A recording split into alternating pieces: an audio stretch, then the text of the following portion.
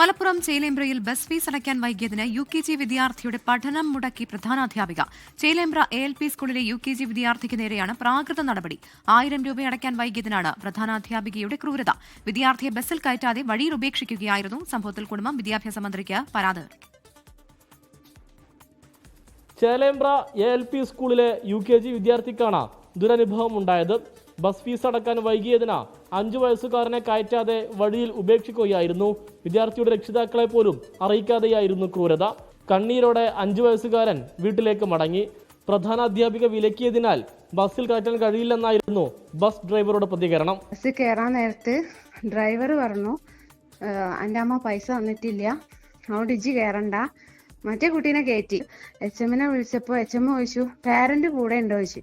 അപ്പൊ ഇല്ലാന്ന് പറഞ്ഞു. എന്നാ കയറ്റണ്ട, പൈസ തന്നിട്ടില്ല, കയറ്റണ്ടെന്ന് പറഞ്ഞു. അങ്ങനെ ഒരു ബസ് എടുത്ത് പോവുക ചെയ്തത്. ബസ് ഫീസായ 1000 രൂപ അടക്കാൻ വൈകിയതിനാണ് കുട്ടിക്ക് നേരെയുള്ള മനുഷ്യത്വരഹിതമായ നടപടി.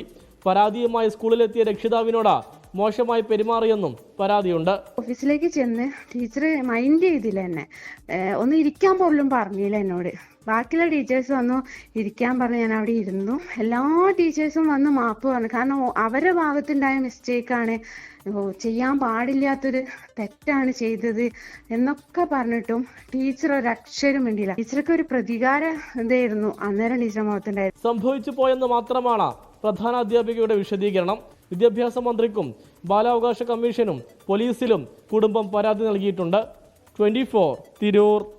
ലോകത്തെവിടെയായാലും ഏത് സമയത്തും 24 വാർത്തകളും ഓഗ്മെന്റഡ് റിയാലിറ്റി പാക്കേജുകളും എക്സ്പ്ലെയിനറുകളും വിശദമായി കാണാൻ ഞങ്ങളുടെ YouTube ചാനൽ നിങ്ങൾക്ക് സബ്സ്ക്രൈബ് ചെയ്യാം.